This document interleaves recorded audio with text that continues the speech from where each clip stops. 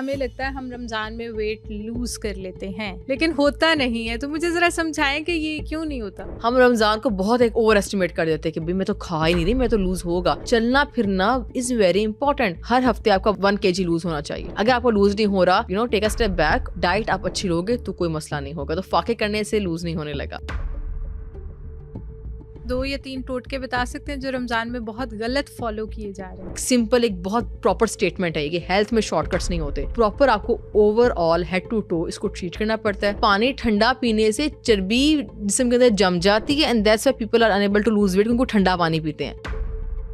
Random कावे, मतलब पता नहीं क्या क्या डाल के ना, मतलब उस कावे में मुर्गी डालने की दिल है, चिकन कढ़ाई बन जानी है। हमारे यहाँ जो ट्रेंड्स चल रहे थे ना, उन पे रह के हमने बथेरी अपनी ना सेहत खराब कर ली। शहर में लोगों को क्या खाना चाहिए जो वो एनर्जेटिक भी रहें, उन्हें उस तरह भूख भी ना लगे? हमारा पराठा बनता है ना, मैं उसको तली हुई रोटी कहती हूँ।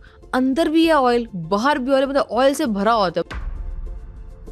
यमुना चट्टा डाइटिशियन से आज हम जानेंगे कि आप सहर और इफ्तार में ऐसा क्या खाएंगे कि आप फास्टिंग के साथ साथ वेट लॉस में भी जाएं। हर अशरे में आप मैक्सिमम कितना वेट लॉस कर सकते हैं? ऐसी कौन सी होम रेमेडीज हैं जो आप फॉलो करेंगे और आपका वजन दिनों में कम होगा? हम में से बहुत सारे लोग हैं जिनकी इफ्तार में अगर फ्राइड आइटम्स ना हो तो उनकी इफ्तारी जो है वो अधूरी होती है। तो फ्राइड आइटम्स आप किस तरह बनाएंगे और कैसे इनटेक करेंगे कि आपका वजन भी नहीं बढ़ेगा? तो ये सब हम जानेंगे आज के पॉडकास्ट में, तो इसको लाजमी देखें।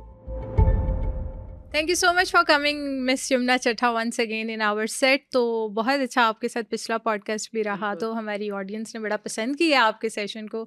तो आज हम जो बात करने जा रहे हैं ना, वो रमज़ान पे करने जा रहे हैं। माशाल्लाह कमिंग वीक हमारा रमज़ान है और उसमें डिफरेंट डाइट प्लान्स भी फॉलो किए जाते हैं और हमें लगता है हम रमज़ान में वेट लूज़ कर लेते हैं, हम करेंगे इंशाल्लाह, लेकिन होता नहीं है। तो मुझे ज़रा समझाएं कि ये क्यों नहीं होता। नॉर्मल अक्सर तो लोग सोचते हैं ना कि हम कम खाएंगे तो कम खाने से वेट लूज़ हो जाता है।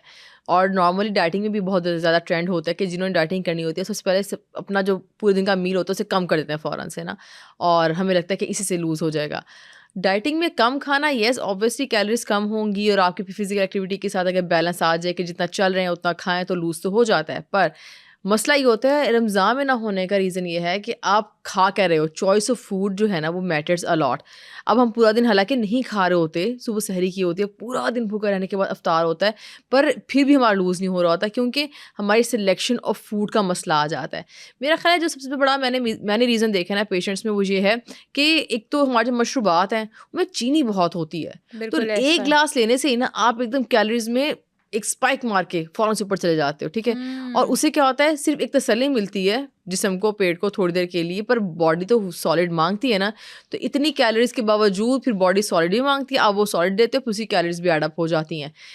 डाइटिंग में मैटर नहीं करता कि आप किस तरह से चीज़ें ले रहे हो, कितनी कम खा रहे हो, क्या खा रहे हो, आपकी सिलेक्शन बहुत इंपॉर्टेंट है।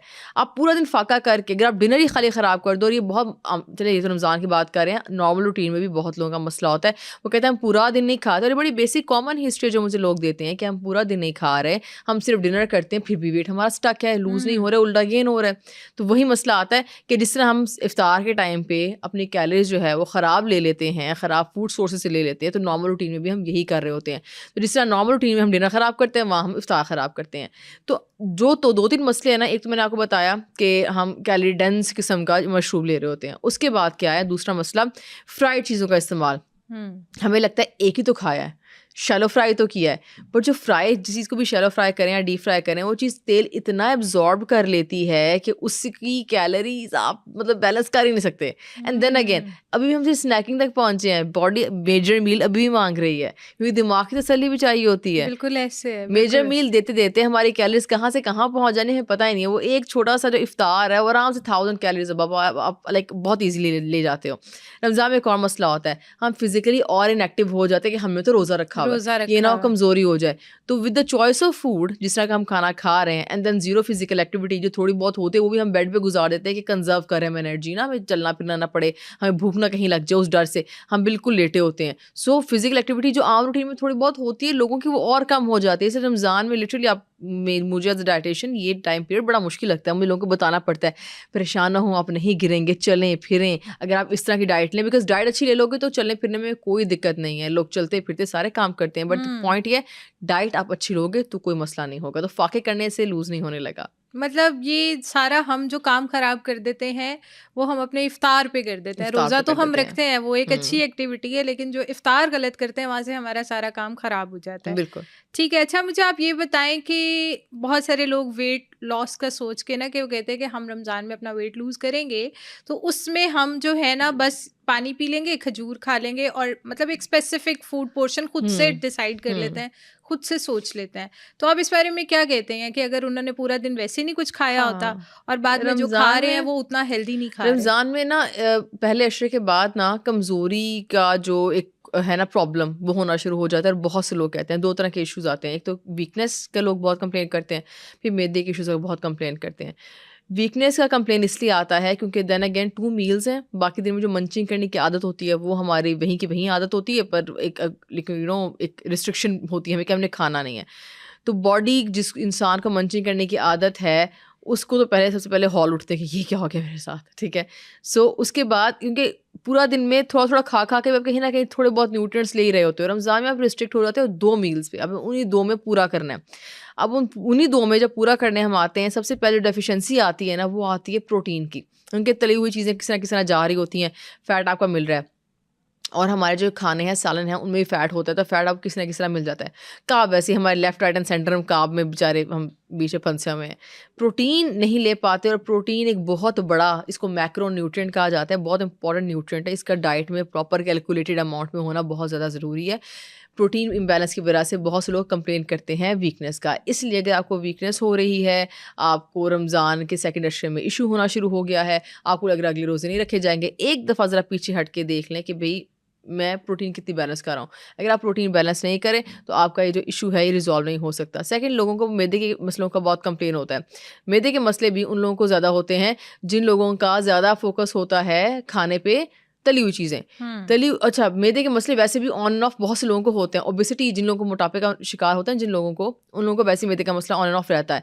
और वही लोग फिर जब आप तली हुई चीज़ें खाओगे, आपका मेन फोकस तली हुई चीज़ों पे होगा, क्योंकि हम उस टाइम पे ना खुद को ट्रीट कर रहे होते हैं, वे ट्रीटिंग आवर सेल्स कि बस हर एक से पूछा जा रहा होता है घर में, तुम क्या खाओगे, तुम क्या खाओगे। तो एक फेस्टिविटी की तरह हम इफ्तार को जो है सेलिब्रेट करते हैं। पर उसमें ये वाली चीज़ ज़रूर देखनी चाहिए कि आपको जो हेल्थ इश्यूज़ हैं उनको आप ज़रूर मद्देनज़र रखें। डायबिटीज का क्या खाना होगा, हाइपरटेंशन को ब्लड प्रेशर का मसला, उसका क्या खाना होगा। मेरा कोलेस्ट्रॉल क्रॉनिकली हाई है फॉर एग्जाम्पल, डायबिटीज़ मुझे है, ब्लड प्रेशर की दवाई मैं खा रहा हूँ, साथ में तली हुई चीज़ें लूँ, तो ये चीज़ें हमें थोड़ी सी देखने की। देखिए रमज़ान की ना हमने जो एक बेसिक उसका जो लेसन है वो नहीं भूलना, वो सब्र सिखाता है, वो सब्र सिखाता है, और वो ये बताता है कि भाई किस तरह से आप अपनी मील्स को है वो बैलेंस करें। बड़ा अच्छा टाइम है आपको खुद को डाइटिंग वाले एक अच्छे पैटर्न और एक अच्छी क्लीन ईटिंग में के मोड में लाने का।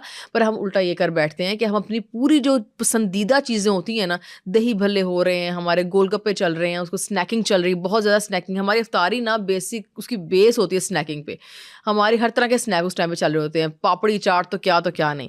अब ये वाली चीज़ें खा के आपको न्यूट्रिशन जो नहीं मिल रही, वो अलग चीज़ है।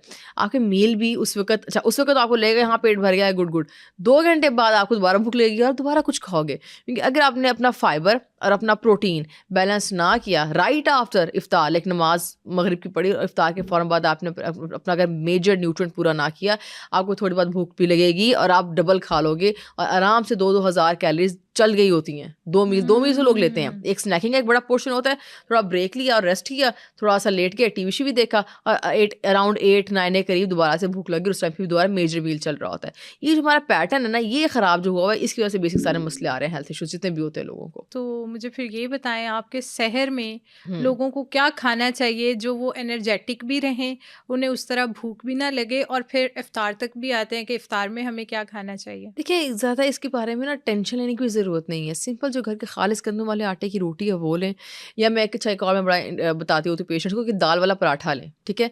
आटे के अंदर कोई भी दाल पतली सी बना के ब्लेंड करके ना दाल पतली सी बना लें और आटे को पानी के पानी में गूंदने के बजाय ना दाल से गूंद लें, और दाल वाला पराठा बहुत लेस ब्रश से ऑयल लगा के, उसमें वो बलों वाला पराठा नहीं होता, सिंपल उसको बेलेंगे तो वो रोटी की तरह बन जाता है।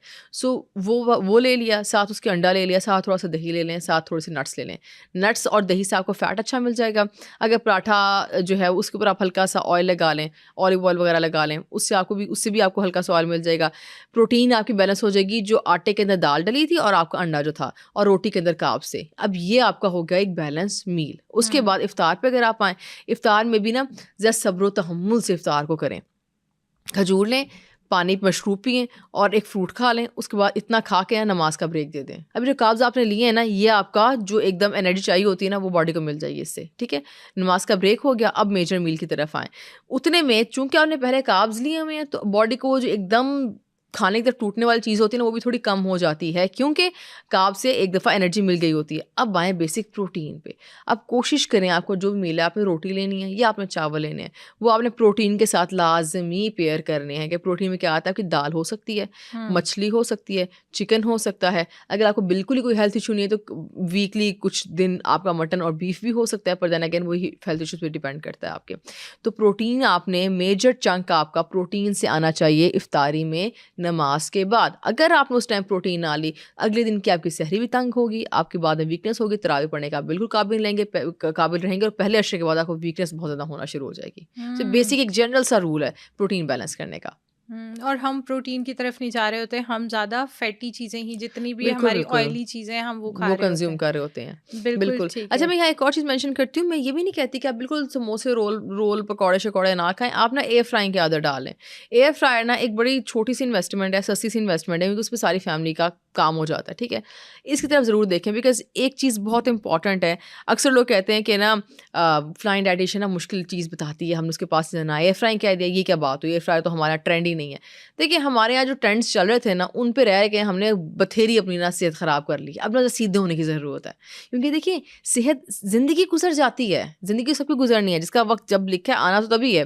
पर क्या 30s के बाद अगर आप सुबह उठें और आप सुबह उठ के आके पासे हिले हुए हैं, तो वो क्या लाइफ, वो क्या क्वालिटी ऑफ लाइफ है। 30 से 40s में ना हम सारी गलत हरकतें करके ना बॉडी को वीकनेस में ले आते हैं। 40s के बाद फिर यहाँ दर्द वहाँ दर्द, और वो क्रॉनिक दर्दें और प्रॉब्लम्स बन गए होते हैं कि बस उनके साथ फिर मैनेजमेंट ही चल रही होती है आपकी।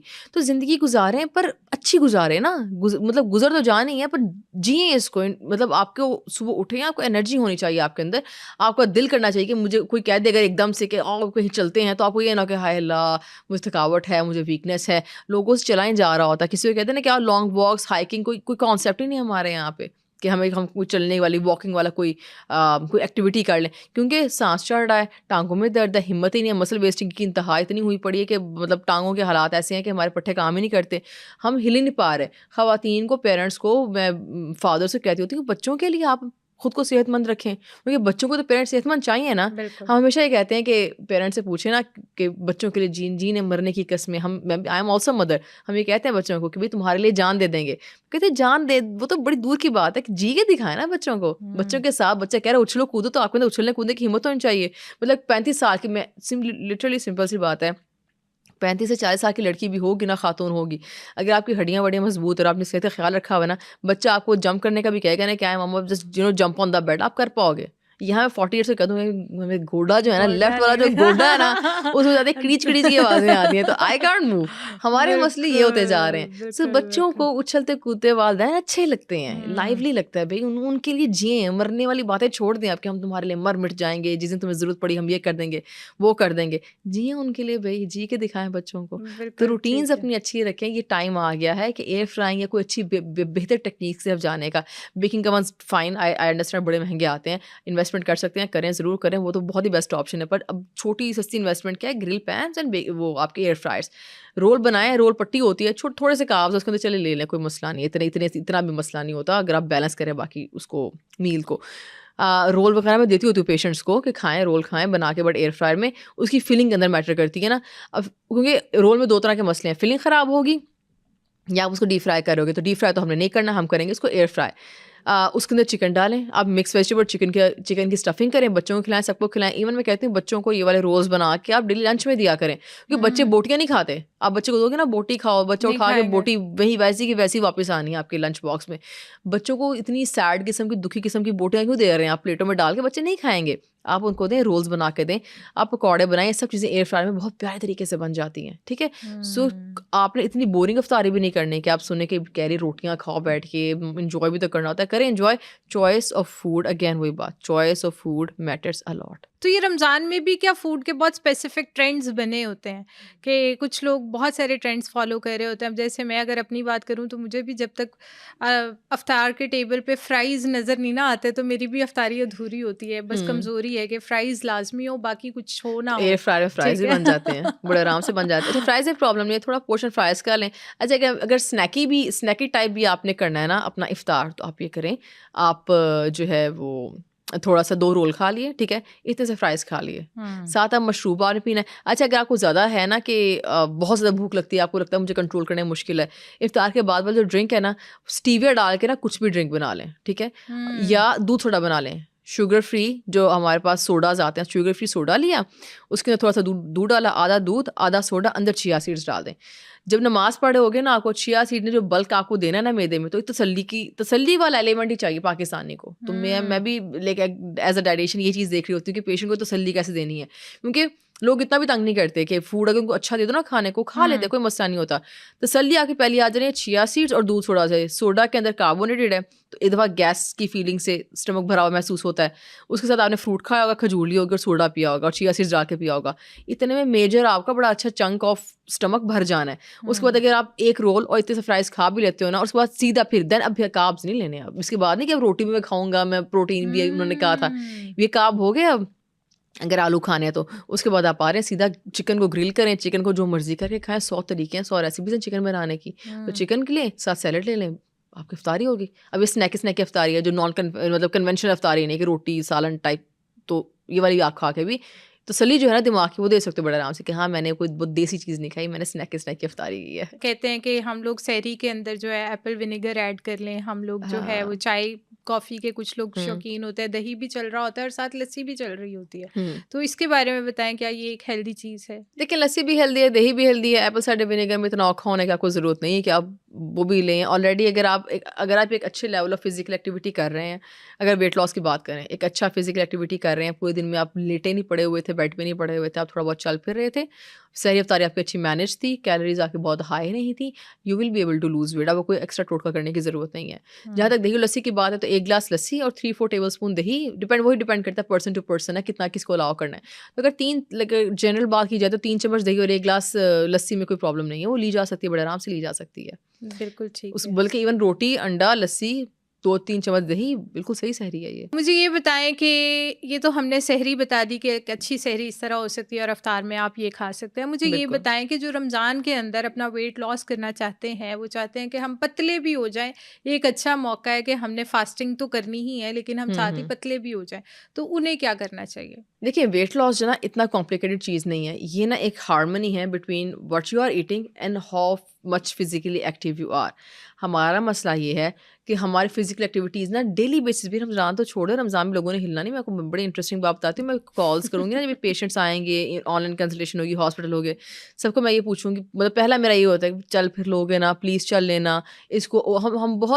हम रमज़ान को बहुत एक ओवर एस्टिमेट कर देते हैं कि भाई मैं तो खा ही नहीं रही, मैं तो लूज़ होगा। चलना फिरना इज़ वेरी इंपॉर्टेंट। हमारी बॉडी में खुराक डलती है इन अकॉर्डेंस विद कितना चल रहे हो आप। जब चलना फिरना नहीं है तो खुराक उस हिसाब से कम करनी चाहिए।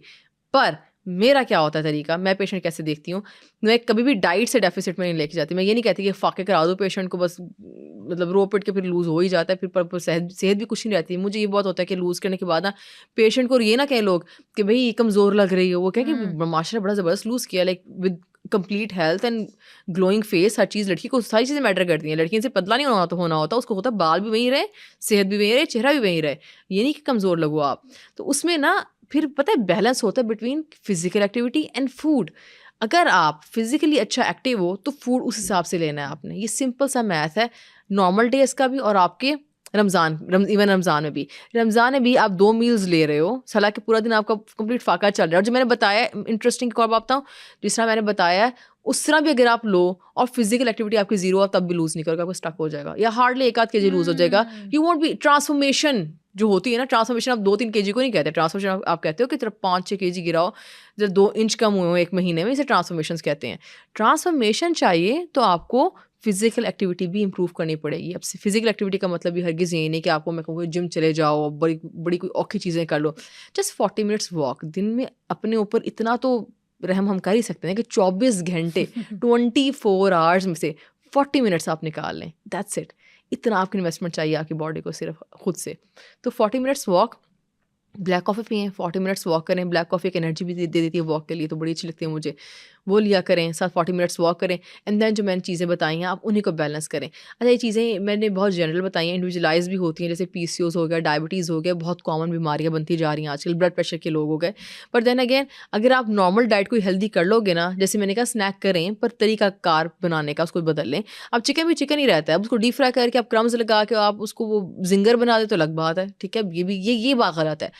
चीज़ों में जायके का प्रॉब्लम नहीं है, चीज़ों के जायके वहीं के वहीं रहते हैं। रेसिपीज़ बदलें, कुकिंग मेथड बदल लें, सब चीज़ें वहीं की वहीं रहती हैं। डाइटिंग करने वालों का हर किसी ऐसे नहीं होता कि बेचारे रो रहे होते हैं और डिप्राइव्ड, मतलब फूड डिप्राइव्ड होते हैं, उनको समझ नहीं आ रही होती कि हाय ला हम कितनी बदजायका गंदी चीज़ें खा रहे हैं। Dieting is a very very interesting process और बड़ी अच्छी इसकी रेसिपीज़ अपनी होती हैं। हमें बस वो जो कन्वेंशनल एक तरीका हमारा बना हुआ है, हर चीज़ को तल दो। मतलब जिस तरह हमारा पराठा बनता है ना, मैं उसको तली हुई रोटी कहती हूँ। अंदर भी है ऑयल, बाहर भी ऑयल, मतलब ऑयल से भरा होता है। मतलब अगर आप अंदर लगा रहे तो बाहर नहीं लगाओ, और अगर बाहर लगा रहे तो अंदर नहीं लगाओ। वो इतना उसमें ऑयल, चमचों के हिसाब से उसमें ऑयल डलता है। मतलब 1 चम्मच अंदर देसी घी लग रहा है, फिर 1 चम्मच एक तय को लग रहा है, फिर दूसरे चम्मच नीचे बनाते हुए दूसरी को लग रहा है। अब इतने चम्मच ऑयल लेकर पराठा खाने के बाद तो आम बंदे को तो पूरा दिन भूख ना लगेगा, फिजिकली अगर आप एक्टिव हो तो ना बहुत अच्छे आप इवन पराठा खा के भी वेट लॉस कर सकते हो। पराठा तो तरीके से बनाना सीख लें अगर हम, तो इन्होंने पूरा तलना शुरू किया वो काम ना करें। सो फिजिकल एक्टिविटी अगर आपकी अच्छी है तो उस हिसाब से अगर आप in accordance with the physical activity आप डाइट ले रहे हो तो you will be able to lose weight. एक सिंपल पैरामीटर है चेक करने का, अगर हर हफ्ते आपका 1 kg लूज होना चाहिए, ठीक है, 1 kg you should be losing every week. और उसमें भी अगर आपको लूज नहीं हो रहा तो एक step take a step back और असेस करें कि पूरा हफ्ता आपने क्या खाया था और फिजिकल एक्टिव आप कितना थे। अगर आपको लगता है मेरा खाना ठीक था, कि मैं इतना ख़राब नहीं खा रही थी, मतलब ठीक था, घर का खाना था, पोर्शन अच्छा मैंने लिया था, इसका मतलब आपका फिजिकल एक्टिविटी की तरफ से प्रॉब्लम था। और नॉर्मली जो मैं पेशेंट्स देखती हूँ ना, मेरे इस 8-9 साल के करियर में मैंने ये देखा है, लोगों का मसला फिजिकल एक्टिविटी से आ रहा होता है। वॉक हम बहुत ओवर एस्टिमेट करते कि मैं तो बहुत चलती हूँ, मैं काम खुद करती हूँ, मेरा सीढ़ियाँ उतरना चढ़ना बहुत ज़्यादा है, मैं घर के सारे काम खुद है, पोछा लगाना, सफाई करना, झाड़ू करना। ये तो नॉर्मल चलते फिरते जानदार बंदे की निशानी है कि अपने काम खुद कर रहा है। इसको हम उस वाली फिजिकल एक्टिविटी वेट लॉस वाले में काउंट नहीं कर सकते। उसके लिए आपको 40 मिनट्स खुद को देने हैं। तो अगर आप एक अच्छी डाइट ले रहे हो, घर की डाइट ले रहे हो, तली हुई चीज़ें इस्तेमाल नहीं कर रहे, ऑयल का ध्यान रख रहे हो, कार्बोहाइड्रेट्स को वेल मैनेज कर रहे हो, प्रोटीन अच्छा ले रहे हो, टाइमिंग आपके खाने के अच्छे हैं, तो फिर फिजिकल एक्टिविटी ठीक करने से you will be able to lose weight in Ramzan. तो रमज़ान में फिर फिजिकल एक्टिविटी किस टाइम आप समझती हैं कि दी बेस्ट टाइम? आप अफ्तारी के ना 2 घंटे बाद कर सकते हैं, ठीक है। आपने भरे पेट से नहीं फिजिकल एक्टिविटी करनी होती, वॉक शॉक करनी है, जो भी करना है आपने भरे पेट से नहीं करना, वो आपको प्रॉब्लम में ले जाएगी, दर्द होगी नहीं, हो ही नहीं पाएगी इनफैक्ट। तो खाली पेट आप कर सकते हैं। नॉर्मल रूटीन में भी अगर आपका लेट से डिनर है 8 बजे तो आप 7 बजे कर सकते हैं। इफ्तारी से आप फ़ौरन पहले भी कर सकते हैं। रमज़ान में तो खैर किसी भी टाइम कर सकते हैं, आपको जब भी फिजिबल हो, जब भी ईजी लगे। ये पर्सन टू पर्सन डिफर करता है। कुछ लोग इफ्तारी से पहले कर रहे होते हैं, बिल्कुल इफ्तारी से पहले कर ली, जैसे करके वॉक शॉक करके साथ इफ्तार अगर खाना खा लिया, ये वाला तरीका भी बड़ा अच्छा काम करता है। और उसके अलावा दूसरा ये है कि आप इफ्तार किया, इफ्तार का भी बेसिक पैटर्न यही रखें कि खजूर वगैरह फ्रूट जिस तरह मैंने बताया वैसे खाया, नमाज ब्रेक दी, मेजर मील लिया, और अब बस पानी पीना है या वॉक शॉक करनी है, ये बार मंचिंग नहीं करनी है, ठीक है। उसमें वरना फिर वॉक का टाइम ही नहीं मिलता, क्योंकि जब भी आप मतलब करने के बारे में सोच रहे हो तो 15 मिनट पहले आपने कोई चीज़ टुक के खाई होती है। तो रमज़ान में बहुत मसला होता है। सो एक दफ़ा मेजर मील अच्छा सा लें, 2 घंटे अच्छा डाइजेस्ट होने का टाइम दें, एंड देन उसके बाद वॉक करें, कोई मसला नहीं है। मतलब आप अफ्तार के फ़ौरन 2 घंटे के बाद आप वॉक कर सकते हो, बिल्कुल, लेकिन उसके बाद फिर आप खाना खा लो। वॉक से पहले खाना खाना है, वॉक से पहले फिर तो बहुत लेट हो जाएगा, फिर तरावी का टाइम आ जाना है, और उसके बाद फिर वो 11 बज जाते हैं तो करते करते, फिर उस वक्त नहीं करनी। एंड देन रेस्ट बहुत ज़रूरी है बॉडी को देना। रमज़ान में बहुत बड़ा मिस्टेक जो लोग करते हैं वो ये सोते ही नहीं है कि क्या सोएंगे, क्या दोबारा उठेंगे। हाँ, हम तो सहरी ओहो, करके रेस्ट सो इज़ गए। Very important. इस पे मैं जितना एम्फेसिस करूँ ना उतना कम है। 50% ऑफ वेट के इश्यूज़, बॉडी के इश्यूज़, हेल्थ के इश्यूज़ सारे आते ही टाइम से ना सोने से हैं। और वही बात है, रमज़ान इतना अच्छा टाइम पीरियड है, अल्लाह ने इसमें रोज़े रखने का, अंधाधुन रोज़े रखने का नहीं कहा था, इसमें सब्र और नज़्म ज़ब्त और रूटीन्स और ये चीज़ें सिखाने के मतलब ये सीखनी थी हमने। अल्लाह ने ये सीखने का कहा था, हमारा कंप्लीट उल्टा चल रहा है। हम सिर्फ सब्र रोजा सब्र रखते हैं, पहला यही भूख आता हड़ताल। हमारी भूख हड़ताल चली, मतलब नमाज़ें पढ़ ली और रोज़ा रख लिया, बस बस रूटीन हमारी पता नहीं कहाँ पहुँची हुई है। रात को अच्छे टाइम से सोएं, सुबह ज़रा सही से ज़रा कोई आधा घंटा पहले उठें, कोई कुरान पढ़ें, कोई नमाज़ पढ़ें, और उसके बाद तहज्जुद पढ़ने का टाइम होता है, तहज्जुद पढ़ें, नमाज़ पढ़ें, कुरान पढ़ें, आप सहरी करें कि अच्छा टाइम बनता है, इफ्तार करें, तरावी के बाद फ़ौरन सो जाएं। मतलब तरावी इतना अच्छा आपका स्टमक हल्का कर देती है ना, वॉक थोड़ी सी वॉक ही हो, तरावी पढ़ें और उसके बाद आप सो जाएं, एक अच्छा स्टमक भी ईजी होगा, आपको नींद बहुत प्यारी आएगी। भरे पेट सोना, वैसे भी बहुत से लोगों को नींद के मसले होते हैं, उसमें भी बेसिक इशू ये भी आ रहा होता है कि वो खाने मतलब सोने से थोड़ी पहले खा रहे होते हैं और डायजेशन की वजह से बॉडी को थोड़ा सा अनईजी फील करते हो, नींद सही से नहीं आ रही होती, या नींद की स्लीप क्वालिटी बड़ी मैटर करती है। खाली पेट या ऑलमोस्ट एम्प्टी पेट जो स्लीप क्वालिटी होती है ना, उससे अच्छी कोई नहीं आ सकती। भरे पेट से स्लीप आपकी क्वालिटी नहीं अच्छी हो सकती, क्योंकि बॉडी अपना काम कर रही होती है, आप बॉडी एट ईज नहीं होती। इसलिए आपने जब सोना, कोशिश करें सोने से 3 घंटे पहले तक खाना खाया हो, उसके बाद सो जाए 3 घंटे बाद। और रमज़ान में इतनी प्यारी ना रूटीन बनती होती है कि इफ्तारी की, पूरा मेजर मील लिया नमाज के बाद, और उसके बाद आपने थोड़ी सी वॉक की, और उसके बाद तरावियों का टाइम आ गया, तरावी पढ़ी और आप सो गए। इतने में 10, 10:30, 11 हो जाने और आपने सो जाना है, सोएं और उसके बाद फिर दोबारा सहरी के टाइम उठें। अच्छी नींद बनती है, नमाज का टाइम है, इबादत का टाइम है, सारे टाइम आपके सेट हो जाएंगे। तो उस रात को बैठ के मूवियाँ देखनी है ना, वो वाला काम जो है आपकी हेल्थ जो गेन करने का वक्त था आपके पास 1 महीना रमज़ान का, वो आपको फिर निकल जाएगा। अच्छा, आप क्या कहती हैं कि अगर कोई मतलब ये चाहे कि मैं रमज़ान के अंदर अपना वेट जो है वो कम कर लूँ, तो वो कितने केजीज़ कर सकता है गारंटेड? 4 to 5 kg बड़े आराम से गारंटेड हो जाता है, वेरी इजीली हो जाता है। 4 kg मतलब तकरीबन स्टार्टिंग जो अगर जो लोग फर्स्ट टाइम स्टार्ट करें उनकी तो फिर वाटर रिटेंशन और वो चीज़ें बड़ी निकलती है, स्वेलिंग, इन्फ्लेमेशन, बड़ा कुछ निकलता है। 2-2 इंच आराम से अच्छी फिगर होगी आपकी ईद पे, नोटिसेबल, कि लोग कहेंगे वाह मतलब अच्छा लग रहे हैं इंचेस रिड्यूस हुए हैं आके। तो अगर करने हैं तो फिर ये तो करना पड़ेगा मतलब आपको। रूटीन फॉलो कर लो तो 4 से 5 केजीज़ आप बहुत इजीली गारंटेड आराम से। गारंटेड निकलता है। पर देखिए वही बात है, रूटीन चाहिए बॉडी को, गिमिक से छोटे छोटे टोटके वगैरह। मैं पता है क्या होना है, रमज़ान से पहले इतनी रील्स आनी है, रमज़ान में ये कर लो, ये टोटका कर लो, वो टोटका कर लो। टोटकों का नाम ही नहीं है लाइफस्टाइल में। डाइटिंग नहीं होती ऐसे। लाइफस्टाइल आप नहीं ठीक करोगे तब तक आपके रूटीन और इश्यूज ठीक नहीं होंगे। हेल्थ जो है ना, ये बड़ा छोटा सा वर्ड है, पर इसका मतलब है कि हेड टू टू बॉडी की हम बात कर रहे हैं। वो एक टोटका करने से कैसे ठीक हो सकते, खुद से सवाल करें ना। टोटका करने से पहले खुद से पूछे तो सही। मतलब मैं एक फलाना ज़ीरा पानी पी के, ज़ीरा वाटर लेके, कोई कावा सा वियर्ड सा बना के वो पी के, how can you like address the whole body? How is it possible? क्योंकि पूरी बॉडी को आपने डैमेज भी ढेरों ढेर खाना खा के किया था। वो एक कहवा कैसे करेगा? एक कोई चीज़ कैसे करेगी? लेट्स से कोई कहवा के कोई चीज़ आप निकाल लेते हो, कोई टोटका जो वाकई शायद मे बी कोई एविडेंस बेस्ड हो, जिसका वाकई कोई मेडिसिनल इफेक्ट हो, कोई करता हो।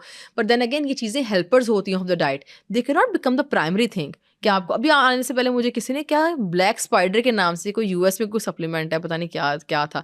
अभी मैं थोड़ी देर पहले वो मैसेज देखी थी, इंस्टाग्राम में मुझे आया हुआ था कि इसके बारे में बताएं, वेट फैट बर्नर है ये, तो वो तो मैं आप लिटरली यहाँ आने से पहले मैं मैसेज रिप्लाई ये करके आया कि फैट बर्नर्स ना, ये कोई कॉन्सेप्ट नहीं है कि कोई चीज़ है, कोई जाएगी बॉडी में फैट कट खाना शुरू कर देगी। ठीक है, कोई फैंसी सा खौफनाक सा नाम रख के ऊपर स्पाइडर की काली तस्वीर चिपकाई हुई थी, पता नहीं क्या सप्लीमेंट था, हॉरिफाइंग से कुछ लग रहा था मुझे।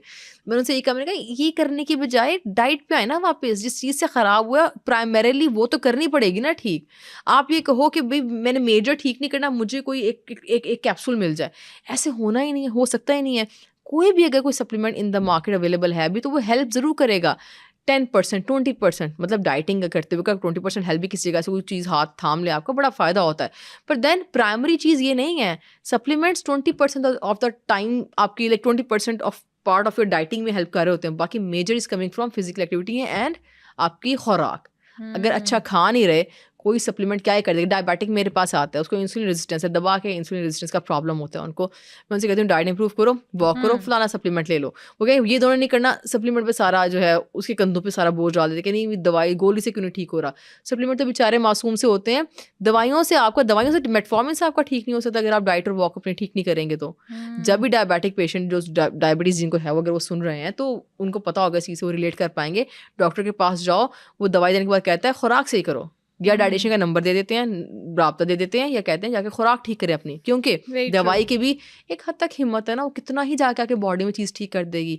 प्राइमरी चीज़ प्राइमरी रहनी है। तो वेट लॉस में अब there are a lot of diseases जिसमें प्राइमरी चीज़ अगर अर्ली डायग्नोसिस हो जाए, कोलेस्ट्रॉल आपका हाई हो गया, प्राइमरी जो चीज़ आएगी उसमें अनलेस कोई बहुत कोई मसला हो गया, पर अगर प्राइमरी अगर आप उसकी इंटरवेंशन की बात करें, आपके पास डाइट ही आनी है। डॉक्टर को जाएं, दिखाएं, ब्लड रिपोर्ट आ गई, कोलेस्ट्रॉल हाई है, इधर डॉक्टर के पास जाएं, अगर उसे दवाई देनी है वो जज कर लेगा, असेस कर लेगा, वो दवाई देगा। देन उसके बाद दवाई एक हद तक ही उसकी हेल्प कर सकेगी, ठीक है, उसकी डैमेजेस, उसके साइड इफेक्ट्स, उसने और जो डैमेजेस करने हैं उससे बचाएगी। पर अगर आप डाइट ठीक नहीं करोगे, कोलेस्ट्रॉल ही बढ़ता रहेगा, या दवाई की वजह से वो स्टक हो जाएगा वहाँ पे, बट डैमेज हो रहा है वो नहीं कभी आप ठीक कर पाओगे, क्योंकि आपका हाई जो है अगर खुराक की खराबी से हुआ है, कोलेस्ट्रॉल हाई हुआ है, डायबिटीज़ हुआ है, या पॉलीसिस्टिक ओवरीज का आपको मसला है, ये तो बहुत कॉमन मैंने मसले जो पाकिस्तान के बताए हैं, ब्लड प्रेशर हाई होने का मसला।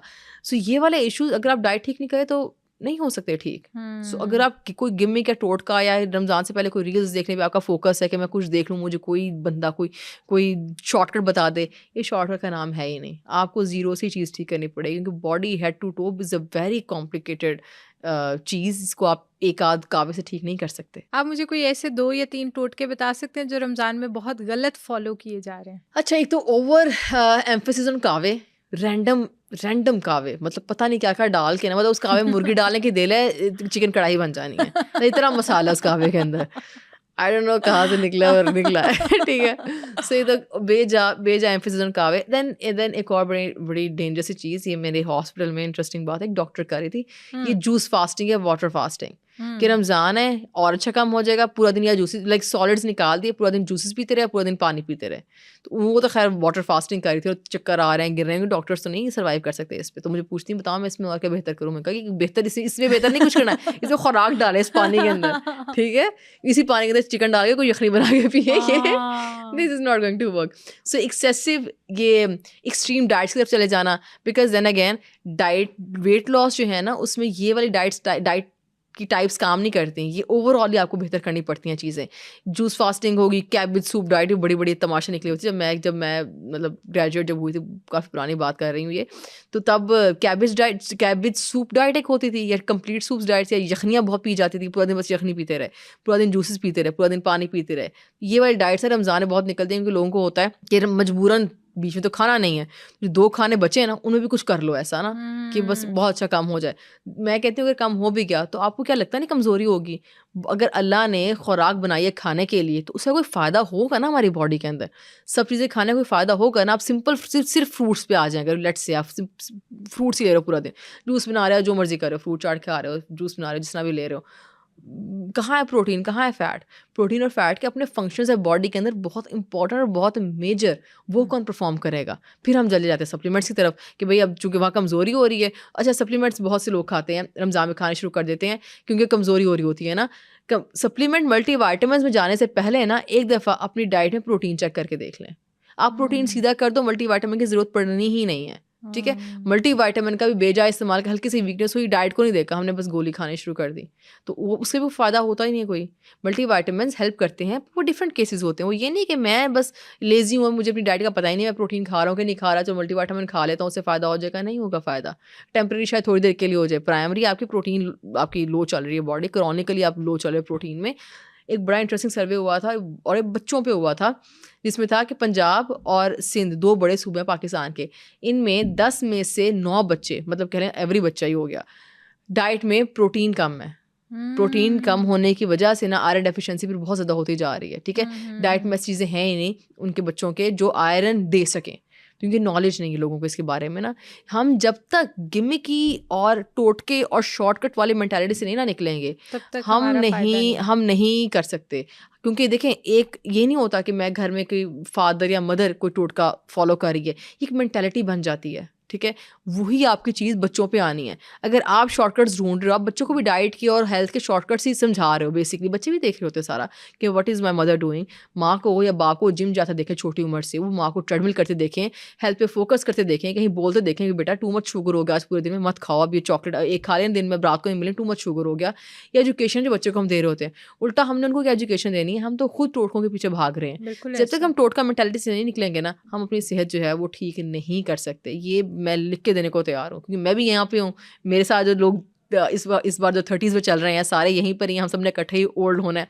ये सारी बातें ना टाइम के साथ समझ आएंगी, स्पेशली जब हमारी जनरेशन जो है, जो मेरा वाला एज ग्रुप है, जब 40 हिट करेगा ना, ये जो डेफिशिएंसीज है इन्होंने दर्दों में तब्दील हो जाना है, दर्दों में, बीमारियों में, तब फिर मसला है। क्योंकि बॉडी की एक हद की डैमेज आप रिवर्स कर सकते हो और बाकी आप रिवर्स नहीं कर सकते। तो इसलिए फिर वो बर्दाश्त करनी पड़ती हैं। अब किसी को फॉर एग्जांपल घुटनों के मसले हैं, डॉक्टर कहता है सर्जरी है, कोई कुछ करना है आपके घुटने को, या कमर के मसले होते हैं लोगों को, बहुत सर्जरीज लोगों को कही जाती हैं। क्रॉनिकली हैवी वेटेड किस्म की बॉडीज़ होती हैं और उस पर घुटने जो हैं, और क्योंकि 40 के बाद वैसे हमारी हड्डियों ने नेचुरली भुरना शुरू कर देना होता है। भुरी हुई हड्डी पे पहले वो नेचुरली वो है भुर रही है, विटामिन डी कैल्शियम डेफिशिएंसी हमें चल रही है, पता ही नहीं है, उसका कभी टेस्ट नहीं करवाए, उसके ऊपर वेट ज़्यादा है, बताएं हड्डी का क्या बनेगा, हड्डी कैसे ठीक होगी। फिर हम कहते हैं वो तो डॉक्टर ही अच्छा नहीं था, उसके पास गई, उसकी दवाई से फाका नहीं हो, बेचारे की दवाई से क्या फाका हो, वेट इतना ज़्यादा है, हड्डी बेचारी की मत बजी पड़ी है, वेट उठा के लोअर बैक। बिल्कुल ऐसे। तो फिर लोअर बैक अभी क्यों ना दर्द करे। फिर हम एक्सपेक्ट भी ये करते हैं कि हमने वेट जो बढ़ाया, कोई 80 85 90 किलो किया हुआ है ना, वो बस एक मंथ के अंदर 40 साल का, क्योंकि उसके बाद क्या आता है, उसके बाद जिम्मेदारी हम डालते हैं एक डॉक्टर के कंधों पे, एक डाइटिशियन के कंधों पे, और दोनों में से ना वो डाइटिशियन ना और डॉक्टर चंगा सी, उसी गोली खाई तो फायदा नहीं, खुराक खाई तो फायदा नहीं हो रहा। आपका 40 साल पुराना वजन था, एक दिन में नहीं जाएगा आपको। वही बात है, लोगों से कहो ना कि खैर अल्हम्दुलिल्लाह मुझे अच्छे पेशेंट्स मिलते हैं, क्योंकि मे भी शायद थ्रू इंस्टाग्राम आए होते हैं, तो उनको भी एक दफ़ा पहले सेंस होती है कि किस तरह की चीज़ें मैं उनको समझा रही होती हूँ या कह रही होती हूँ डाइटिंग की करो। तो अब तो मेरा ख्याल है शायद अवेयरनेस भी आ गई है कि लोगों को समझ आ रही है कि लाइफस्टाइल बेहतर करना पड़ेगा, टोटकों से काम चलेगा। लोग इस साइड पे आ रहे हैं, मुझे लगता है ये जो हम भी जैसे पॉडकास्ट कर रहे हैं, ये जो इस तरह के मीडियम्स हैं हेल्थ वाइज जो काम कर रहे हैं, उनकी वजह से भी ना इसमें बड़ा रोल है कि बहुत सारे लोग ना अब इस ट्रैक पे आ गए हैं। खाने वक्त सोचते ज़रूर हैं कि हम क्या खा रहे हैं, हाँ जी, एक सोच समझ के खाना चाहिए। और इसमें बिल्कुल भी है, अच्छा कुछ लोगों को लगता है कि डाइटिंग ना अमीरों का चोंचला है, कि अमीर लोग ही हैं वही खा सकेंगे, वो अफोर्ड कर सकेंगे। भाई चिकन हर किसी के घर में बन रहा है, चलो वो भी नहीं बना, दाल बन रही है ना, आप कुछ तो खा रहे हो ना, अब जो खा रहे हो ना उसी को थोड़ा सेंसिबली खाना शुरू कर दो। This is what dieting is. और कुछ भी नहीं है, ये कोई एवोकाडोस का नाम नहीं है, ना मैंने कभी किसी को एवोकाडोस लिख के दिए हैं, अनलेस को पेशेंट बाहर का हो, वो खुद कहता हो कि मैं खाता हूँ ऐसी चीज़। मैं कभी सिर्फ गई भी नहीं, मुझे पेशेंट कह रहा हो ना, स्पेशली अगर फीमेल हो कि मैं जिम जाऊँगी, मैं घंटा जिम जाऊँगी, और मुझे जिम ही बताएं, मैं उससे हमेशा पूछती हूँ क्या आप लॉन्गर रन कट्स कर पाएंगी, अगले 2 साल जिम करेंगी। एंड देन फीमेल्स के पास नहीं होता टाइम, बी रियलिस्टिक। मैं इस बारे में उनसे कहती थी, मैं be very realistic about it. या आप अभी अनमेरिड हो तो आप कर पा रहे बिकॉज यू आर फ्री, या अभी आपको नया जोश है, आप मैरिड हो पर आपको नया जोश है डाइटिंग का, आपको अब कर पा रहे हो, आप छोड़ दोगे। वो चीज़ कभी ना करो जो आज की और कल छोड़ी, परमानेंट चीज़ करो जो लाइफस्टाइल का हिस्सा बन सके। और लाइफस्टाइल में डाइटिंग लाना आम इंसान को बड़ा मुश्किल लगता है, लेकिन जैसे मैं आज आपसे बात कर रही थी इस पॉडकास्ट से पहले, आपने बताया कि आपका डेली डिनर बाहर होता है। हाँ। आप डेली डिनर बाहर करती हैं, मतलब एक डाइटिशियन, एक न्यूट्रिशनिस्ट वो हमें बता रही हैं कि वो डेली बाहर से डिनर करती हैं, कि मतलब उन्होंने खाना पीना भी बंद नहीं किया, लेकिन माशाल्लाह आप इतनी स्मार्ट हैं 2 बच्चों के बाद भी, जो कि बड़ी एक अच्छी चीज़ है। तो ये चीज़ मतलब ऑडियंस को समझाने वाली है कि खाओ पियो, जो दिल करता है वो भी खाओ, लेकिन सिलेक्शन आप देखिए, मैं जाके जिंगर या बर्गर्स नहीं खा रही हूँ, तो आपने सिलेक्शन जो है आपके फूड की, दिस इज़ वेरी इंपॉर्टेंट। आप जाओ अच्छी चीज़ खाओ। मुझे आप पूछे, मैं लाहौर के हर रेस्टोरेंट का आपको सैलड बता सकती हूँ कौन सा सैलड अच्छा है। और सैलड का मतलब ये नहीं होता हमने सैलड को भी इतनी सैड बात बना के हाय सब्जी खाने का कह दिया। सैलड्स आर सो डिलीशियस, आपको बनाने नहीं आते। अगर आपको अच्छे, मैं पेशेंट से कहती होती हूँ, अगर आपको सैलड पसंद नहीं है इसका मतलब आपको बनाना नहीं आता, आपको बनाना नहीं आया। कच्ची सब्जी काट के बोल में फेंक के मिक्स करके खाने का नाम थोड़ी सैलड है, ये तो कचूमर सलाद है जो ढाबों से मिलता होता है। इसमें इनोवेशंस करें, कोई मज़ेदार कोई चीज़ करें। सैलड्स हो गए, सूप्स एक बड़ी अच्छी ऑप्शन है, मतलब बहुत ऑप्शंस हैं, मतलब चिकन की इतनी ऑप्शंस हैं आपके पास, और थोड़ा फैंसी जाना है तो उसे फिश की कितनी ऑप्शंस हैं आपके पास, मतलब लो से लो में भी और हाई से हाई में भी, हर एक रेंज में ना आपके पास एक हेल्दी फूड ऑप्शन मिल सकती है आपको बाहर जाके भी। क्योंकि बहुत से लोगों को ये मसला होता है कि डाइटिंग कर रहे हैं तो अब पता नहीं क्या फाके करने पड़ेंगे और बाहर की दुनिया को तो भूल जाओ, रेस्टोरेंट जाना भूल जाओ। मैं तो पेशेंट से पूछती होती हूँ, मैं पहली कॉल में लाजमी सवाल पूछता हूँ, बाहर कितना खाना खाते हो? तो समटाइम्स लोग कहते हैं कि नहीं, हर तीसरे दिन बाहर हो रहा होता है। जॉब वाले लोग फॉर एग्जांपल कह रहे होते हैं कि हर तीसरे चौथे दिन बाहर हो रहा होता है, उनको मैं ये कहती हूँ कि जगह बताएं मुझे, मैं आपको बताती हूँ कहाँ जाना है आपने। लाहौर का तो मुझे बहुत ही अच्छा पता है। Nice. मैं चीट मील, जिसको लोग चीट मील कहते हैं ना, बाहर से खाना खाने को वैसे एक चीट मील लफ्ज़ दिया जाता है, नाम दिया जाता है। तो उनसे कहती हूँ कि चीट मील करते हो, मुझे बताओ, मैं हेल्प करती हूँ आपकी, मैं अच्छी चीज़ें बताऊँगी भाई। अच्छा, मुझे ये बताइएगा कि जो प्रेग्नेंट लेडीज होती हैं वो भी रोज़ा अगर रखना चाहें तो क्या वो रोज़ा रख सकती हैं हेल्दी वे में, और अगर वो रख रही हैं तो उन्हें किस तरह की डाइट ऐड करनी चाहिए? नहीं यार, ने बहुत अच्छा सवाल पूछा है। प्रेगनेंसी में आपने डॉक्टर से पूछे बगैर रोज़ा नहीं रखना, ठीक है। जज्बात में नहीं आना बिल्कुल भी, क्योंकि आपकी और बच्चे की हेल्थ जो पहले आती है, और अल्लाह ने यहाँ पर थोड़ी सी लीनियंसी भी रखी हुई है हमारे लिए। सो अगर आप प्रेगनेंसी है या लैक्टेशन भी आप फीड भी करवा रहे हो, तो अगर आपको फील होता है कि आप रख पा रहे हो तो फिर रखो, फिर वरना ना रखो। क्योंकि देखें, lactation is very important. Pregnancy में तो खैर वो तो बिल्कुल एक बात ही ख़त्म होगी ना, वो आपको डॉक्टर ही आपको बताएंगे, क्योंकि कुछ लोगों को ब्लड शुगर लेवल लो होने के प्रॉब्लम्स होते हैं, ये ना आप बेहोश हो जाए, क्योंकि उसमें ड्रॉप बहुत जल्दी करती है ब्लड शुगर। आप कौन से ट्राइमेस्टर में हो, आपको हेल्थ इश्यूज़ क्या चल रहे हैं, वो सब बहुत सारी कॉम्प्लिकेटेड चीज़ें होती हैं, जिसको देखकर फिर बताया जाता है कि आप रोज़ा रखो कि ना रखो। क्योंकि मेरे पास जब पेशेंट होते हैं जो प्रेगनेंसी वाले फेज से गुजर रही हैं, बहुत चीज़ें देखनी पड़ती हैं उनकी। उसके बाद लैक्टेशन भी आता है, फीड करवा रहे हैं जो मदर्स, अगर आप फीड करवा रहे हो तो वो भी diet should be very very strict as in कि जो डाइटिशियन बताया वो लेना है, खुद से तो आप नहीं रख सकते, इट्स वेरी डिफिकल्ट। वरना फिर वीकनेस के मसले या लैक्टेशन, अगर फीड अगर कम होगी, देखें बच्चे के लिए वो इतनी इंपॉर्टेंट चीज़ है ना कि इस पर जितना मैं एम्फेसिस करूँ कम है। तो इसीलिए रोज़े तो खैर बाद में पूरे हो जाते हैं, और क्योंकि देखिए ऑब्वियसली अल्लाह ताला को भी पता है कि बच्चा एक ग्रोइंग फेज का बच्चा है, बच्चे को दूध पीना बच्चे की ग्रोथ के लिए बहुत बहुत ज़रूरी है, इवन माँ और बच्चे दोनों के लिए बहुत ज़्यादा हेल्दी एक ये चीज़ है। सो इसीलिए उसमें भी अगर तो आप रखना चाह रहे हो तो कंसल्ट अ डाइटिशियन, कि खुद से आपको न्यूट्रिएंट बैलेंस करने नहीं आएंगे, क्योंकि 2 ही तो मील्स हैं आपके सिर्फ, तो इसलिए या कंसल्ट अ डाइटिशियन, या फिर आप कोशिश करें कि ना रखें। क्योंकि अगर आपको फीड कॉम्प्रोमाइज़ हो रही है, या अगर आपने रखा है और आपको लग रहा है कि फीड, क्योंकि खातून को, मदर को खुद ही पता चल रहा होता है कि फीड ऊपर नीचे हो रही है, अगर फीड कम हो रही है तो फ़ौरन आपने वहाँ right then and there stop करना है, क्योंकि इसका मतलब है आपकी डाइट उस हिसाब से नहीं है जिस तरह से लैक्टेटिंग मदर की होनी चाहिए। ठीक है, तो वो भी आपको देखना पड़ेगा। बिल्कुल ठीक है। तो रमज़ान में आप अपना हाइड्रेशन लेवल कैसे अच्छा मैनेज कर सकते हैं? हाइड्रेशन लेवल देखें, आपने ना अब ये भी नहीं करना कि बिल्कुल जग पकड़ा और आपने वो जग करके लोग एकदम से पी जाते हैं, वो भी नहीं करना। आपके पास इफ्तार से लेकर और जब तक आपने सोना है तब तक बड़ा अच्छा टाइम होता है, आप आराम से ना तकरीबन 6 ग्लास पी सकते हो। 6 ग्लास बहुत ईजी है मैनेज करना। 6 ग्लास वहाँ हो गए, 8 ग्लास तक भी ले लोगे तो काफ़ी बचत हो जाती है। ठीक है, तो बाकी 2 ग्लास है, 2 से 3 ग्लास अगर आप पीना चाहते हो तो आप सहरी के टाइम पी सकते हो, और वो भी ऐसे नहीं कि पूरे उस खाने में आप उठो। इसलिए मैंने कहा था कि आप थोड़ा आधा घंटा पहले उठे, आधा घंटा पहले उठते साथ आप 1 ग्लास पानी फ़ौरन पी लिया, और 1 से 1.5 ग्लास आप खाने के दरमियान पी सकते हो। तो ये बहुत अच्छा तरीका है। और बहुत से लोगों को ये होता है कि पानी ना पिए खाने के साथ या खाने से पहले या बाद में, स्टमक एसिड डाइल्यूट हो जाता है, पता नहीं कि मैंने भी ये वाली बात भी सुनी हुई है कि फिर हाजमा ख़राब हो जाता है। कुछ भी नहीं होता खाने के बाद तो ज़रूरत बहुत से ज़्यादा। सारे लोग जो है मना करते हैं, खाने के बाद तो बिल्कुल मसला पानी ना पता है पिएं। क्या होता है, हमारा पहले ही हम खाना ना ऊपर तक खाते हैं। अच्छा, बिल्कुल खाने के ऐसा। बाद पानी पीने से तबीयत ख़राब होती है, ये होता है। क्यों होता है, उसका रीज़न भी समझने की कोशिश करनी चाहिए ना हमें। हम खाना खाते हैं पहले ऊपर तक, उसके बाद हम पानी डाल देते हैं, उसके बाद तेज़ाबियत क्यों ना हो और वो खा के हमने सहरी के बाद लेट जाना है, पूरा मैदे के ना मुंह को खाना और पानी हर चीज़ आई होती है, तो आपको तंगी, वो चीज़ ओवरफ्लो होना तंगी दे रहा होता है, और खाली पानी तंगी नहीं दे रहा होता। हम कहते हैं स्टमक एसिड डाइल्यूट हो गए हैं, पीएच ख़राब हो गया, पता नहीं क्या बातें बनी हुई हैं। सो कुछ भी नहीं होता, आप पानी पी सकते हैं। हाँ, ये नहीं करना कि 4 ग्लास इकट्ठे पी लिए। आपने स्टमक का साइज़ देख के बात करनी है। खाना खाते हुए एक हेल्दी बॉडी, एक हेल्दी जिस्म, खाना खाते हुए बहुत इंटरेस्टिंग बात है कि जब आपका तकरीबन 3/4 टाइप मैदा भर जाता है ना, आपको एक दफ़ा सिग्नल आता है ब्रेन से कि नहीं शायद फुल हो गया, अगली बाइट लेते हुए थोड़ा सा होगा कि पता नहीं लूँ कि ना लूँ। हम चूँकि इतने इन्वॉल्व होते हैं अपनी सराउंडिंग्स में, अटेंशन होती नहीं खाने की तरफ, या अपनी बॉडी से इतना डिस्कनेक्टेड होते हैं, पता नहीं चलता, तो खाई जाते हैं जब तक मैदे के मुँह को नहीं पहुँचता, बिल्कुल ऐसी फीलिंग ना आती, तब बंदा कहता है कि अच्छा हाँ मेरा ख्याल है खाना में पेट भर गया। पेट यहाँ तक भरने को पेट भरना नहीं कहते, आपका मैदा जो है ना उसको तकरीबन हाफ एंड 3/4 भरा करें, थोड़ा सा पार्ट पानी के लिए, दैट्स इट।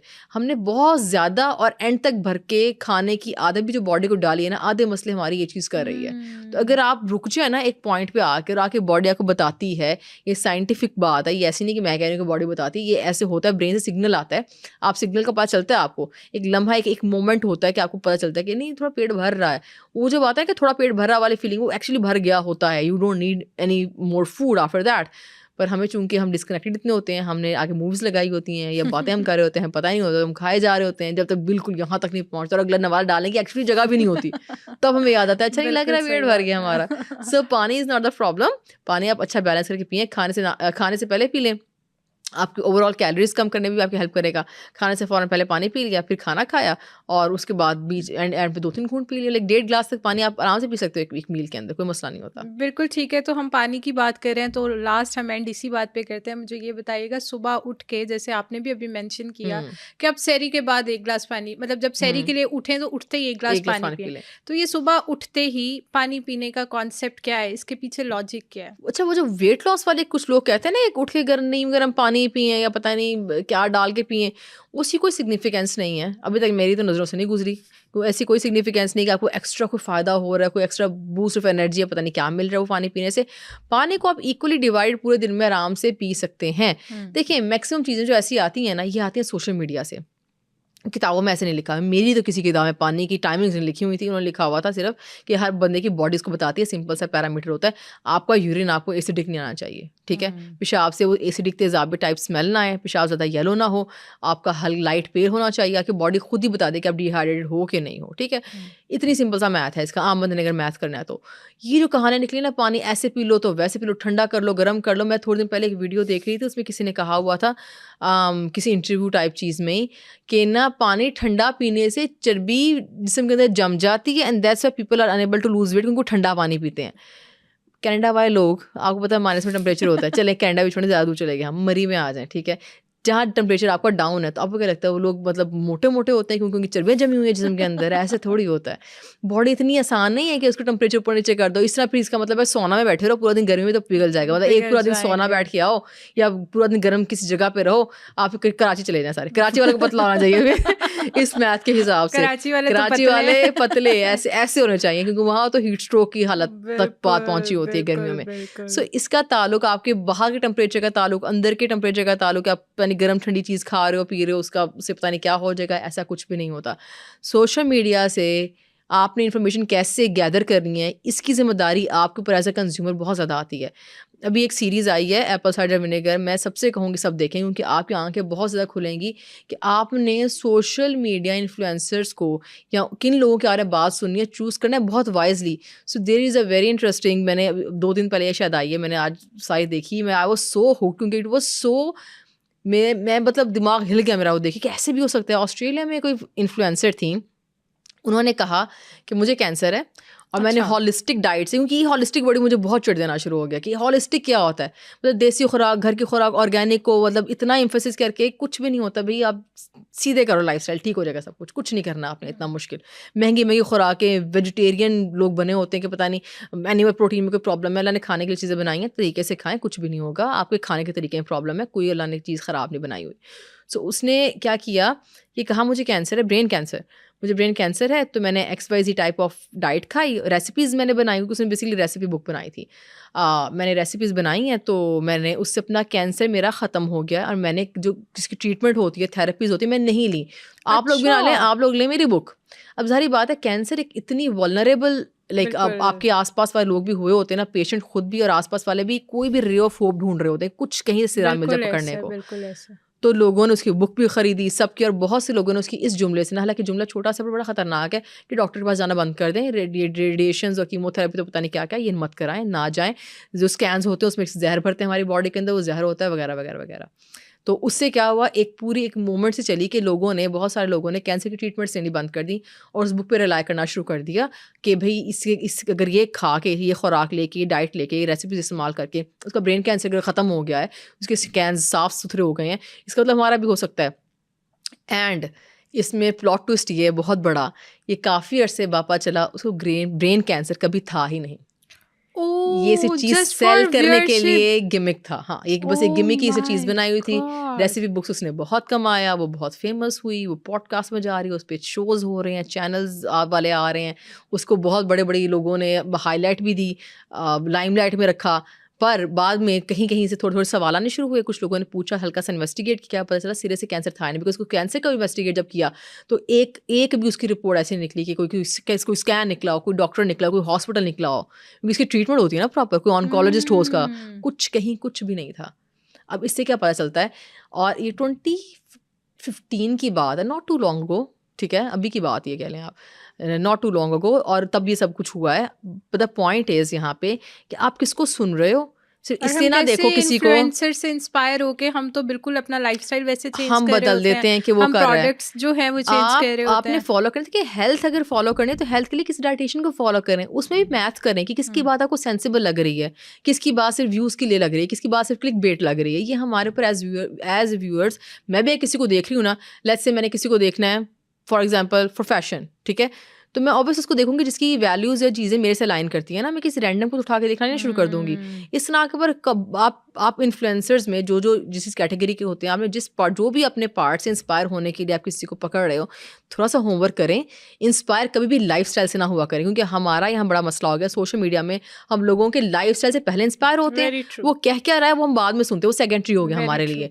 आपने अगर हेल्थ की बात आती है, आप छोड़ें बाकी चीज़ों को, फैशन को छोड़ें, जूते पहने, कपड़े, बाल शाल छोड़ें, आप आते हैं डाइट पे और हेल्थ पे अगर आप बात करें, मेडिकल की बात मेडिकल बंदा ही करेगा। सिंपल रूल बना लें, ये आपका एक नैरो कर लिया, फिर अब बहुत कम लोग हो जाएंगे। अगर पाकिस्तान की बात करें ना, और बहुत से कम लोग हो जाएंगे। अब उन कम लोगों में भी देखें कौन क्लिकबेट के लिए बात कर रहा है, कौन सेंसिबल बात कर रहा है। 4 वीडियोस देखोगे कंपैरिजन में आपको समझ आ जाएगी कौन क्या कह रहा है। क्योंकि क्लिकबेट्स जो होते हैं ना, उनमें टोटके होते हैं। क्लिकबेट्स आर ऑलवेज टोटके, इसमें ये डालो, उसमें वो डालो, इससे फलाने मेरे पेशेंट ने इतनी चर्बी गिराई थी।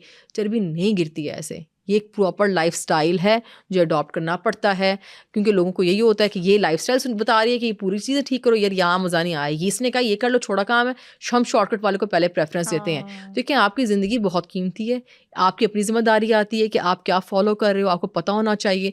और क्योंकि अभी की गड़बड़ ये बाद में नजर आ जाएगी, आके बॉडी को पता चल जाएगा।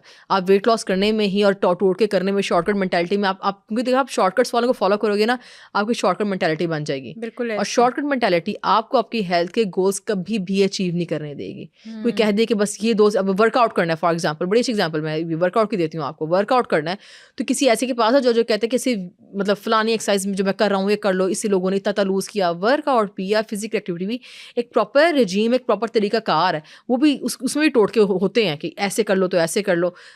एक प्रॉपर तरीकाकार और पैटर्न फॉलो करना है। कहीं भी आप शॉर्टकट ढूंढने बैठोगे, हेल्थ में शॉर्टकट्स नहीं है। एक सिंपल, एक बहुत प्रॉपर स्टेटमेंट है कि हेल्थ में शॉर्टकट्स नहीं होते। ये प्रॉपर आपको ओवरऑल हेड टू टो इसको ट्रीट करना पड़ता है।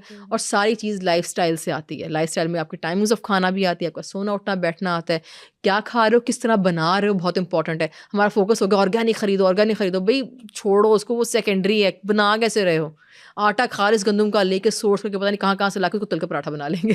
ठीक है, मसला पराठे में भी नहीं है। मैंने लास्ट रमज़ान रील बनाई थी, मैं दोबारा बनाऊंगी कि रमज़ान में पराठे खाने का लोगों को शौक होता है। I am not against paratha, मैंने भी सुबह पराठा खाया है। बनाने का तरीका क्या है आपका, दैट इज़ वेरी इंपॉर्टेंट। सारी कहानी बनाने के तरीके पे आके ख़त्म होती है। ये ऑर्गेनिक और फलाना, तो फलाना मैं ऑर्गेनिक फार्मर्स मार्केट जाऊंगी, मैं ऑर्गेनिक ख़रीद के लाऊंगी, इतना महंगा बिक रही हैं वो चीज़ें, ऑर्गेनिक गाजर, ऑर्गेनिक फलाना, पता नहीं क्या क्या क्या। वो आप सेकेंडरी है। पहले खाने का तरीका कार जो है, पकाने का पैटर्न आप ठीक करोगे तो आपका काफ़ी मसला ना वहीं से ठीक हो जाएगा। और मेरे मैक्सिमम सारे पेशेंट्स का ऐसे ही होता है, कुछ भी नहीं होता। और इंटरेस्टिंग बात बताऊँ, मुझे इसी बात से, इस जुमले से, क्योंकि मैं जुमला बहुत अक्सर सुनती हूँ, इससे मुझे दोबारा समझ आती है कि भाई अभी भी ना ये वाली चीज़ ठीक करवाने की ज़रूरत है। कभी कभार लिटरली ऐसा होता है मैं डाइट प्लान बनाऊँ और पीपल स्वेयर बाय इट कि नहीं ये तो आपने ठीक नहीं बना के दिया, ये मैं बता रही हूँ मेरा गेन हो जाने से, मैं तो इससे कम खाती हूँ। मैं कहती हूँ नहीं, कम खाने से लूज़ नहीं होता, तरीके से खाने से लूज़ होता है। मैंने तरीका बताया है। और कुछ लोग कहते हैं हम तो इससे कम खा रहे थे, हम तो खाना दे दिया हमें। फिर दूसरी कैटेगरी ये होती है, और वाकई अक्सर अगर मैंने ब्लड से 20 पेशेंट देखे हैं, 3-4 ऐसे निकलते हैं जो कहते हैं कि आप तो ज़्यादा खिला रही हैं।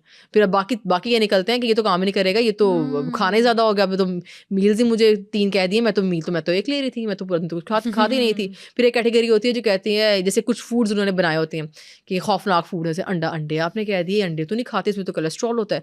कोलेस्ट्रॉल तो प्रॉब्लम तो नहीं है कोलेस्ट्रॉल में, कोलेस्ट्रॉल नेचुरल, अगर आप डाइट के थ्रू ले रहे हो तो कोई प्रॉब्लम नहीं है।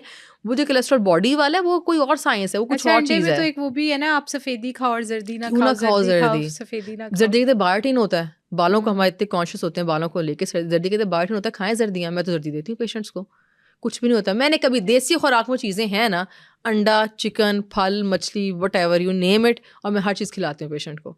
मैं हर ग्रेन खिलाती हूँ। मैं कहती हूँ अच्छा गंदम की रोटी खाते हुए देर हो गई ना, ज़रा बाजरे पे आ जाओ, बेसन पे आ जाओ, फलाने पे आ जाओ, सब खाएं, इंजॉय द फूड, वैरायटी। मैं तो पेशेंट्स की वैरायटी और पैलेट इतना वो कर देती हूँ ना, वास्ट और वाइड कर देती हूँ कि लोगों ने वो चीज़ें खाई नहीं होती।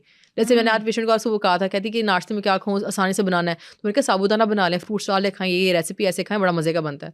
उन्होंने खाया तो उन्होंने मुझे बताया कि भाई यस इट्स टेस्टी। मैंने तो कभी खाया नहीं था।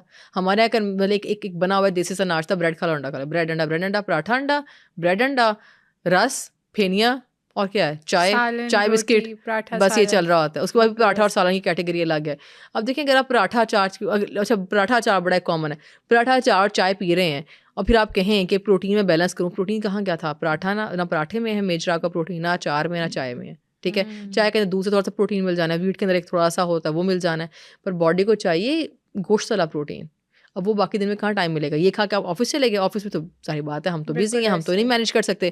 फिर आप घर आके घर में एक मील बचा है, अब इसमें कितना प्रोटीन खा लोगे आप। अब नॉर्मल मैंने जो एवरेज देखा है, जो आम इंसान की प्रोटीन रिक्वायरमेंट होती है ना, उसका मुश्किल से ना 1 पार्ट हम खा पा रहे हैं।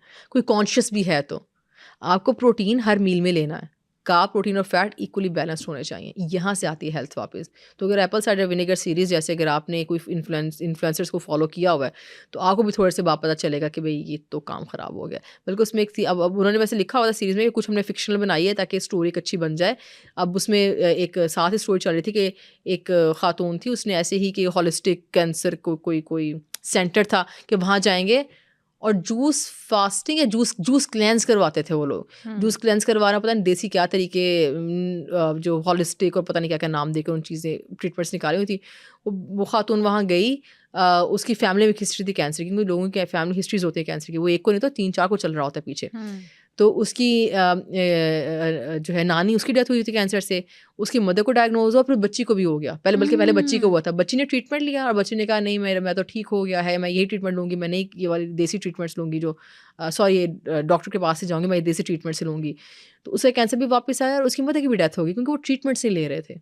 And then there is another story जो साथ साथ पैरेलल चल रही थी। एक हस्बैंड है, वो कह रहा है कि बंदी जो है फेक है, इसकी चीज़ें फॉलो मत करो, और वो कहती है मैं फॉलो करूँगी, और वो भी फिर ऐसी किसी पास में बिल्ड हो जाता है, ट्रस्ट बिल्ड हो जाता है। वो ऐसे किसी पास पे चल पड़ी कि मैं होलिस्टिक ट्रीटमेंट लूँगी, ये करूँगी वो करूँगी, और एंड पे क्या हुआ, कुछ भी नहीं, कैंसर केम बैक, कैंसर वापस आ जाता है। तो ये है मसले। तो आपने इन्फ्लुएंसर्स को फॉलो करना है तो अपने समझ बूझ भी ना दिमाग की खिड़की खोल के करें। बहुत मज़े का सेशन है, एज ऑलवेज आपके साथ रहता है, बहुत कुछ सीखने को मिलता है। इंशाल्लाह दोबारा आपको बुलाएंगे एक नए टॉपिक के साथ और एक नई अवेयरनेस के साथ, जिससे हमारी ऑडियंस को फ़ायदा हो सके। Thank you once again. I hope कि इस पॉडकास्ट की मदद से आपको रमज़ान के लिए बहुत अच्छी फूड चॉइसेस का पता चला होगा। अगर इससे रिलेटेड आपका कोई भी और सवाल है तो आप हमें कमेंट सेक्शन में बता सकते हैं। मैं बहुत ही मेहनत और रिसर्च के बाद डिफरेंट डॉक्टर्स के साथ हेल्थ वाइज कंटेंट बनाती हूँ। अगर आपको मेरा कंटेंट वैल्यूएबल लगता है तो सुनो पॉडकास्ट हेल्थ को सब्सक्राइब करें।